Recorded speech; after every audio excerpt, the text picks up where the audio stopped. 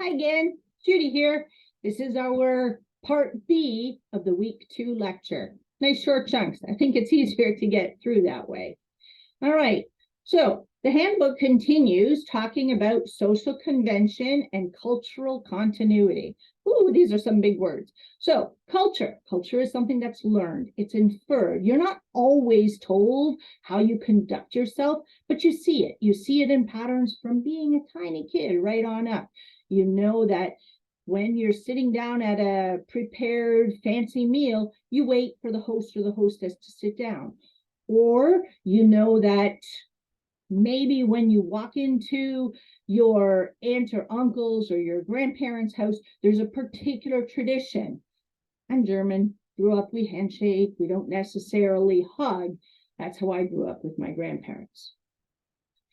Ethnomethodology is another term that's covered in the handbook. Ethnomethodology focuses on those subtle, unspoken cultural rules, how we typically choose to follow them, how we choose not to draw attention, how we balance what our individual views are, and how we fit in.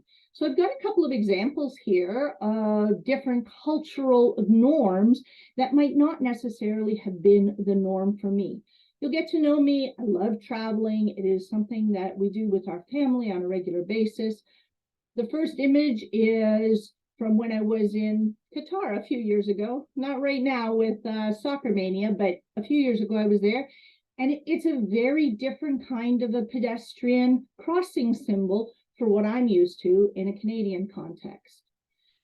The next image is an image of a funeral that occurred while I happened to be in Indonesia. Again, not the way that you see funerals occurring in Canada. Some of you may be familiar with something like this. I had never seen a street funeral like this. And the final one seems almost alarmingly obvious. It's a sign for no swimming, and it is at a crocodile farm. So, it's not something that we have to be worried about in Canada so much. Breaching experiments were something that was done again during these studies that were occurring in California, and how people manage or how uncomfortable they get when somebody intentionally breaks these unwritten, unspoken cultural norms. And from our first lecture this week, you might recall, I gave the example of standing in a line. There are many people who are uncomfortable when somebody jumps in the queue. And then there are those who say, hey, that's not cool. We've been waiting here for 20 minutes, for an hour. Get to the back of the line. So different ways of handling it. One of the ways that you can make yourself more culturally aware is to watch things, to try to change your own routines, to try to engage with people from different cultures. It is something that unites people, right? So I've got two extreme examples based on what I just told you. I'm German background. I make pretzels, and I make them quite often with one or another of my kids or with my mom when I'm visiting family down in Niagara. And then the other one is of this spectacular museum, which has been created to look like a desert rose, as opposed to, for instance, the Canadian Cultural Museum, which sits over in Gatineau and has much more flowing lines because there's no desert basis for it. Ethnocentrism is a problem. You may have encountered it already in COM 2, 1823. It's because you believe your culture is the best and you have no tolerance for others. So it has quite a negative connotation. Edward T. Hall did some significant studies on intrapersonal relationships, on intracultural, and said, expand your circles, figure out what your own goals are, what your own values, challenges are, and then don't limit yourself to only accepting those. Recognize individual differences, welcome contact with other cultures.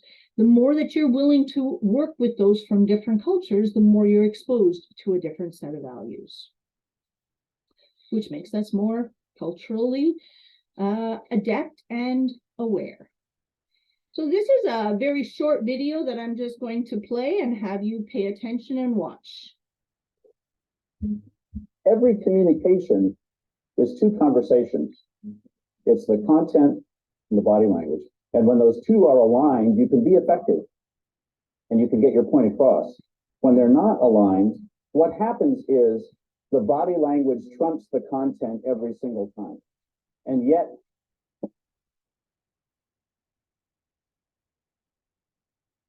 when we prepare presentations, we don't even think about it. We leave it to chance.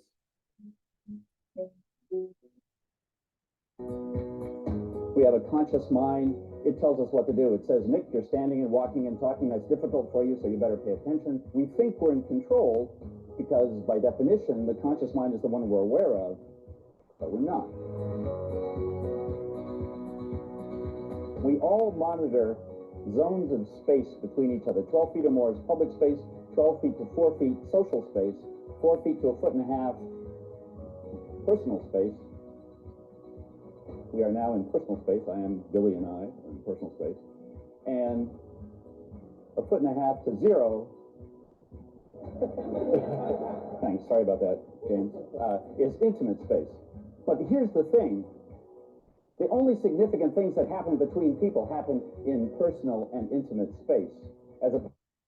Okay, I will let you continue watching that on your own. The links are always going to be available on the PowerPoint deck that I post up for you to watch as well.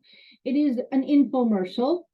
It's about Dr. Nick Morgan's public speaking abilities, but he covers a few of the concepts that we really need to be aware of when we're talking about public speaking. And he briefly mentioned the different zones there, and we will be looking at zones of speaking and how important they are to making us more effective speakers, because most of the important kinds of conversations happen in the intimate and personal zones.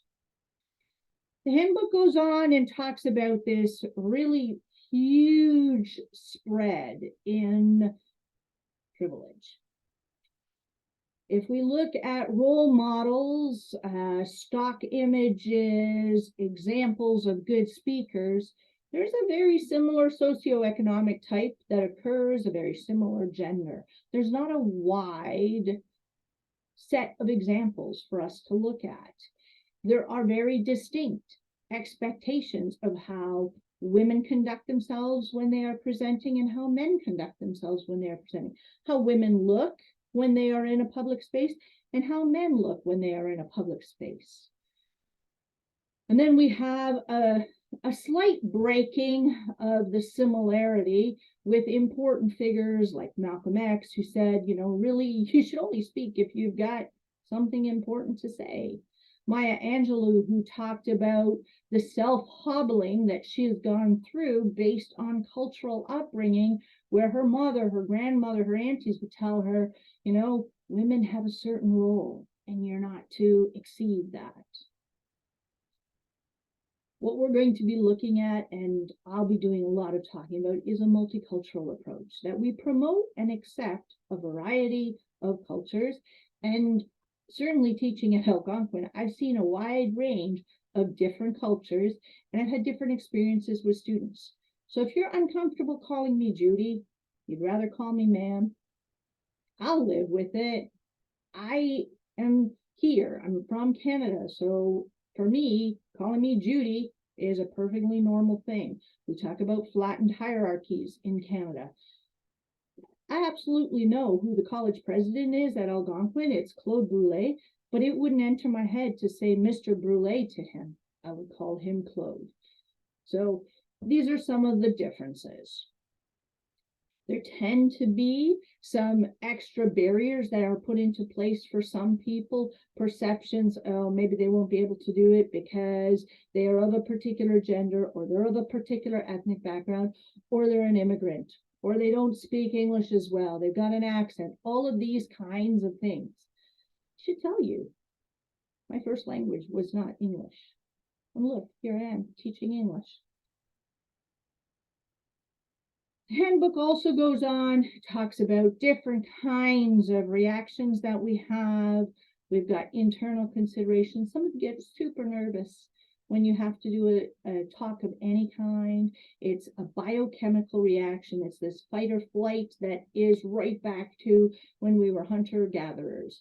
You know, it's a release of cortisol that goes into your system. It gives you that energy that would let you run. It activates your big muscles. And it's the same one that when we're standing on a stage, you get sweaty palms, you get butterflies in your tummy, and you forget where you're at in your presentation. You can learn how to control that and become a world-class speaker. Should also be aware of something called implicit bias. And that is where we prejudge and we don't give everyone the fair kind of hearing that they should have. In the handbook, there's a really interesting thing about the Stroop test where you have, you know, words written in one color saying something else. And it is very difficult for the human mind to sort of process that. You can have some fun and do that on your own. Are you able to actually read the words without being distracted by the color that they're printed in? Those are some very easy examples of a Stroop test. And that's pretty much it for our second lecture. Take care.